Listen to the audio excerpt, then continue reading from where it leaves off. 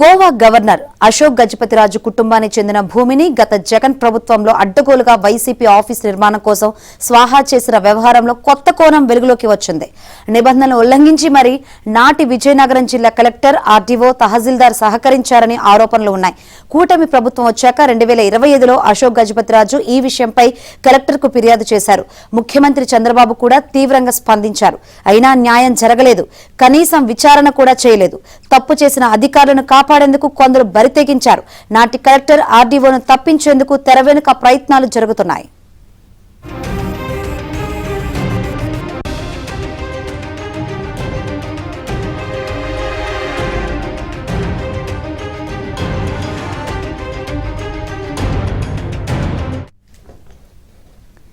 Goa governor Ashok Gajapathiraju కుటుంబానికి విజయనగరం మహారాజుపేటలో 4.60 ఎకరాల భూమి ఉంది. 2021 ఫిబ్రవరికి ముందు ఆ భూమి ప్రైవేట్ అని రికార్డుల్లో ఉంది.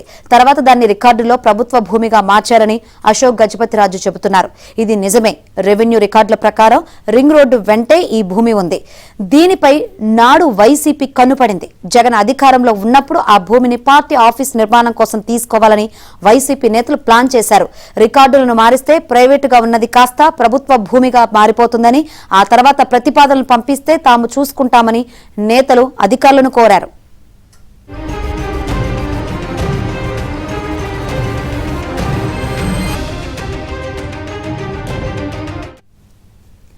పెద్దలు చెప్పింది తడువుగా 2022 జనవరిలో 4.60 ఎకరాల భూమిని ప్రభుత్వ భూమిగా రికార్డుల్లో మార్చారు. తర్వాత ఈ భూమిని పార్టీ ఆఫీసు కోసం కేటాయించాలని వైసీపీ కోరింది. ఈ వినతిపై నాటి ప్రభుత్వం కలెక్టర్ నివేదిక కోరింది. అంతే. ఎకరం భూమిని వైసీపీ ఆఫీసుకు ఇవ్వొచ్చని రెవెన్యూ అధికారులు ప్రతిపాదించారు. ఈ ప్రతిపాదన కలెక్టర్ నుంచి ప్రభుత్వానికి చేరింది. వైసీపీ నేతలు కోరుకున్నట్లుగానే లీజు ప్రాతిపదికన ఎకరం భూమిని ఆ పార్టీకి 2022లో కేటాయించారు.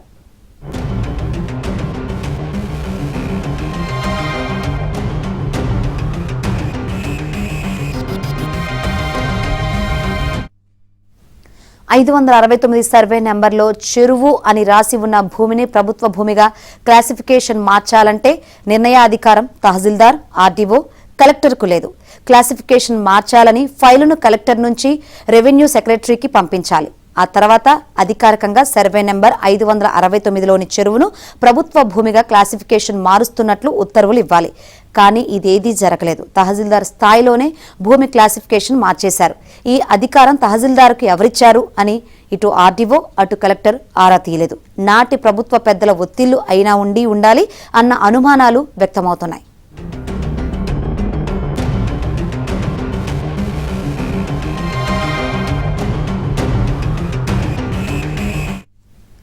గజపతి రాజుల భూమి పరాధీనం కేసులో ఓ డిప్యూటీ కలెక్టర్ మంత్రాంగం నడిపారని తెలిసింది. ప్రస్తుతం ఒక కీలక మంత్రి వద్ద పనిచేస్తున్న ఆయన గతంలో రాయలసీమలో ఆర్టీఓగా పనిచేశారు. వైసీపీకి భక్తుడు. అక్రమాలు, అరాచకాలు, ప్రభుత్వాన్ని అప్రదిష్టపాలు చేసే పనుల్లో ఆరితేరిన వారిని కాపాడడం, వారిపై విజిలెన్స్, ఏసీబీ కేసులు ఎత్తివేయించడం, క్రమశిక్షణా చర్యలు లేకుండా చేయడంలో ఆయన దిట్ట అని అధికార వర్గాలే చెబుతున్నాయి. ఈ కేసులో తన మిత్రుడైన నాటి ఆర్డీవీతో పాటు నాటి కలెక్టర్ను కాపాడేందుకు ఉన్నత స్థాయిలో మంత్రాంగం నడిపారని తెలిసిందే.